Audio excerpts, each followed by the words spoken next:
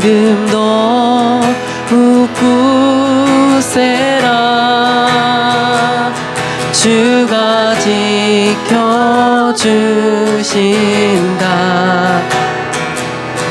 어두운 밤에도 주의 밝은 빛 인도하여 주신다. 이 믿음 더욱 굳세라.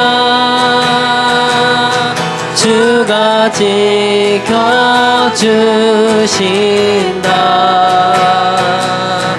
어두운 밤에도 주의 밝은 빛 인도하여 주신다. 여기에 모인 우리 주의 은총 받은 자여라. 주께서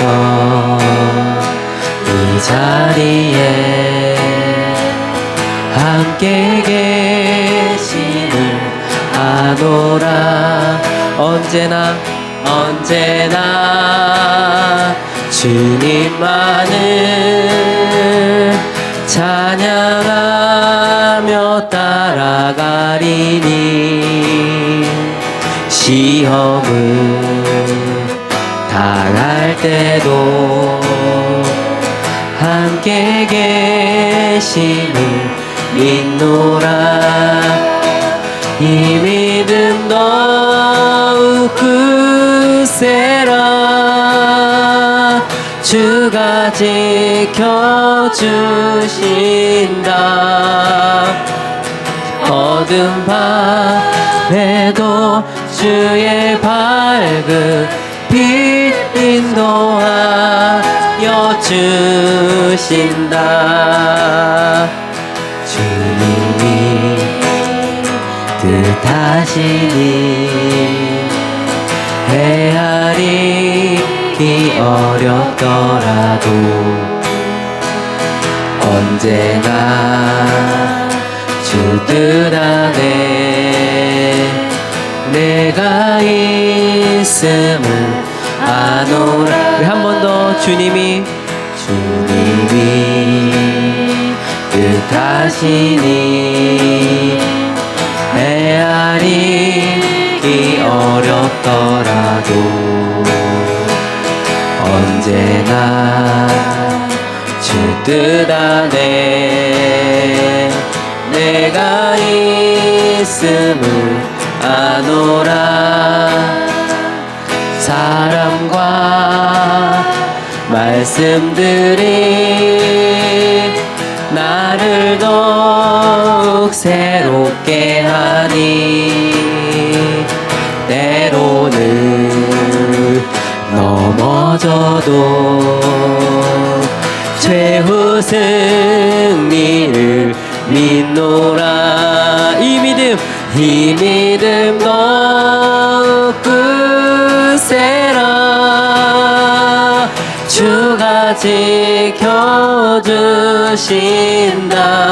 어두운 밤에도 주의 밝은 빛 인도하여 주신다. 여기에 모인 우리 사랑받는 주의 자녀라. 아멘. 주께서 뜻하신 바 우릴 통해 펼치신다. 고통과 슬픔 중에 더욱 주를 의지하오니 어려움 이겨내고 주님 더욱 차. 우리 처음부터 한 번 더 할게요. 여기에 모인 우리 모이는 사랑받는 주의 자녀라 사랑받는 주의 자녀 주께서 뜻하신 바 주께서 뜻하신 바 우리를 통해 펼치신다 고통과 슬픔 중에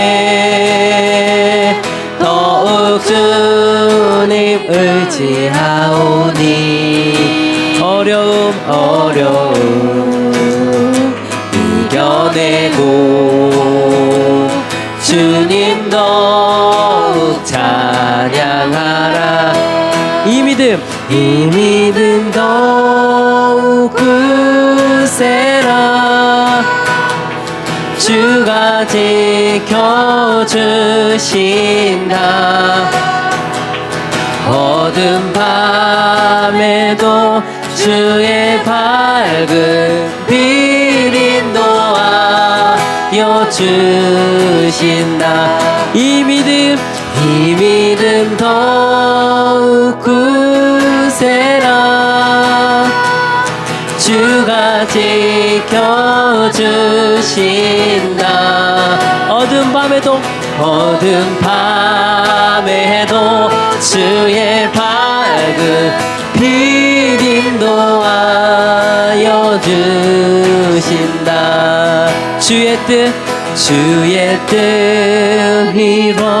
이루어지는 날까지 믿음 더욱 굳세라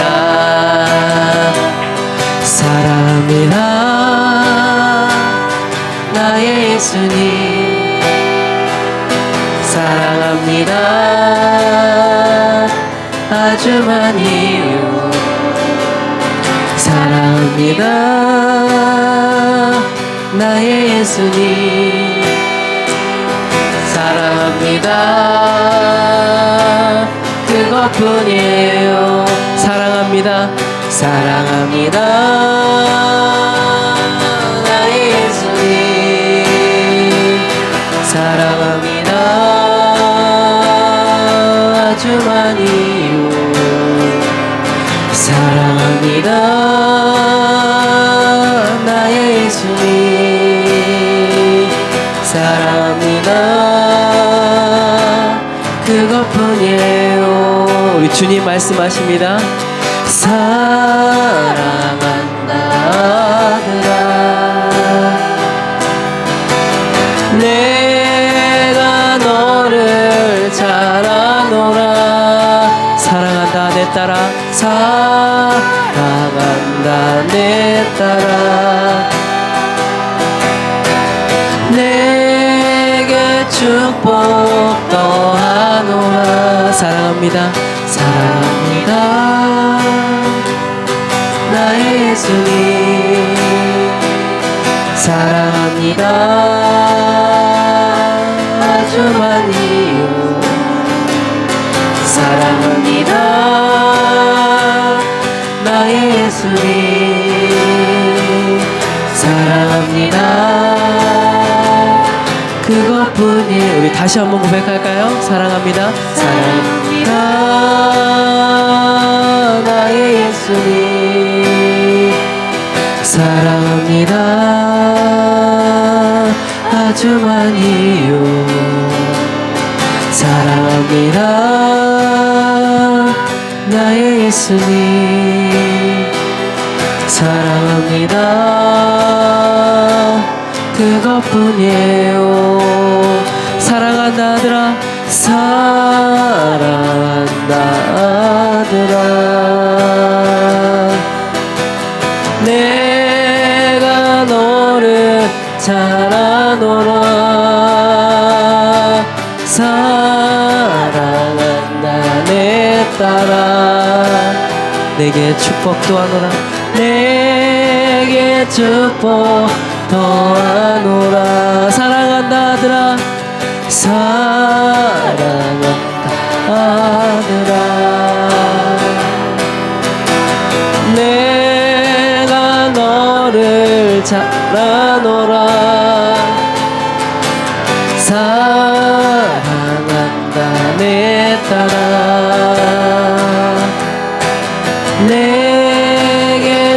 축복 더하노라. 우리 시간 잠깐 기도할 텐데, 예수님, 제가 의지할 분은 주님밖에 없어요. 예수님, 주님뿐이에요. 주님뿐입니다. 정말 의지할 분이 주님뿐일 때, 그때 주님, 나를 사랑하신 주님 감사합니다. 주님 사랑합니다. 우리가 이렇게 더 고백할 수 있을 것 같아요. 우리 이 시간 기도하며 나아갑시다. 주님 감사합니다. 주님 감사합니다. 사랑합니다. 그것뿐이에요. 사랑합니다. 나의 예수님 사랑합니다. 마지막이에요. 사랑합니다. 나의 예수님 사랑합니다. 그것뿐이에요.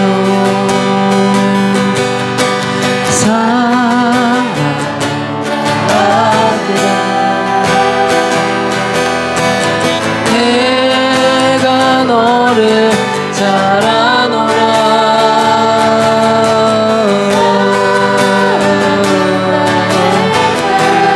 내 딸 내게 축복 더하노라.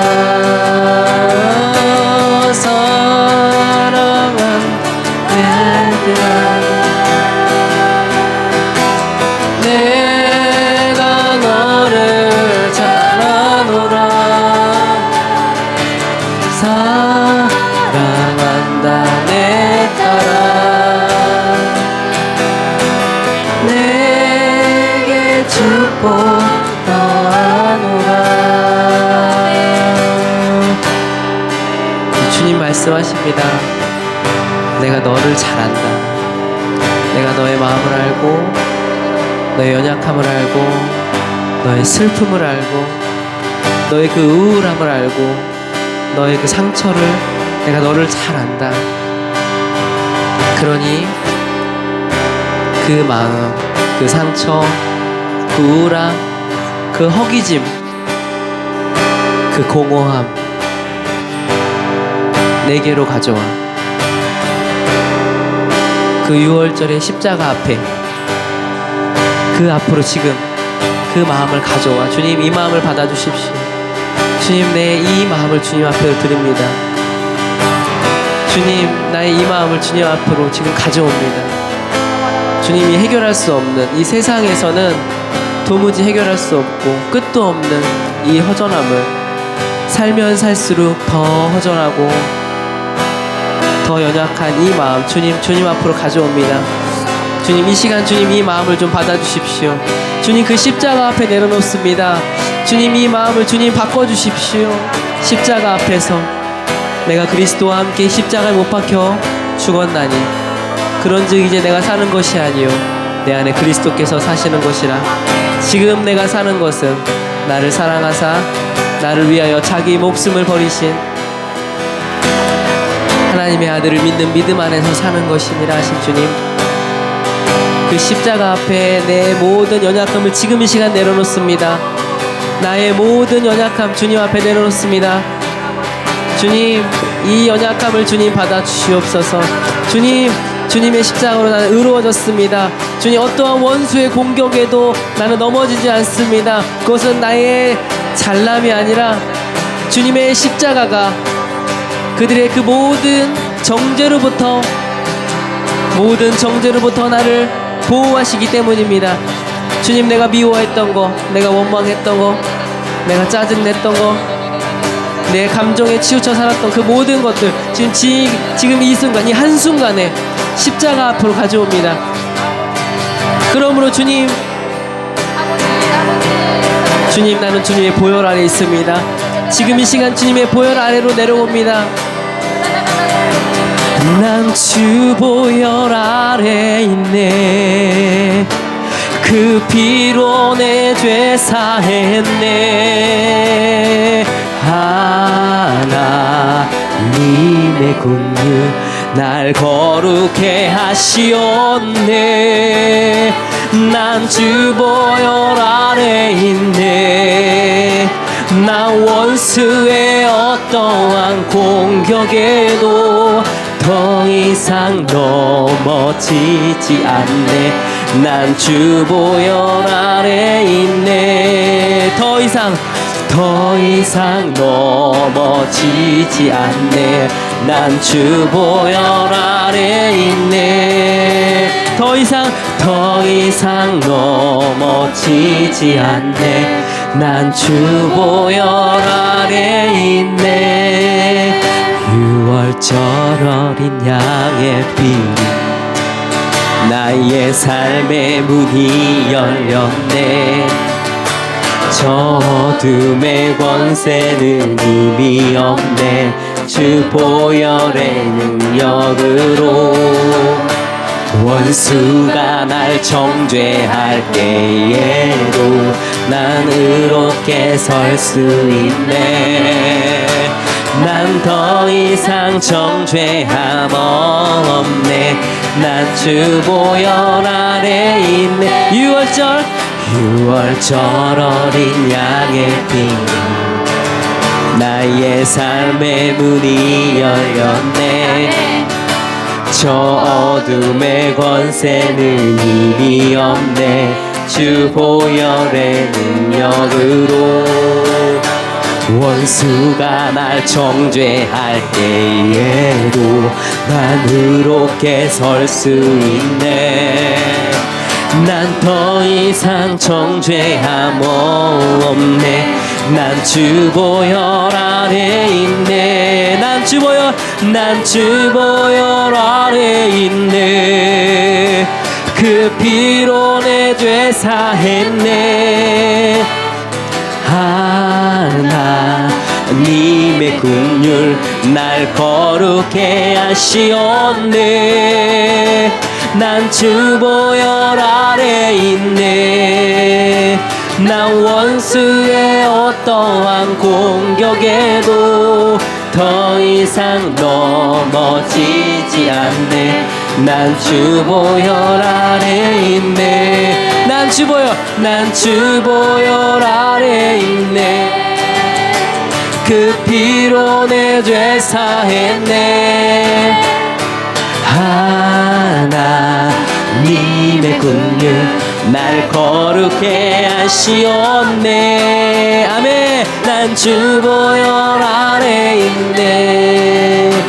난 원수의 어떠한 공격에도 더 이상 넘어지지 않네. 난 주 보혈 아래 있네. 더 이상 넘어지지 않네. 난 주 보혈 아래 있네. 우리 시간 박수치며 찬양할까요?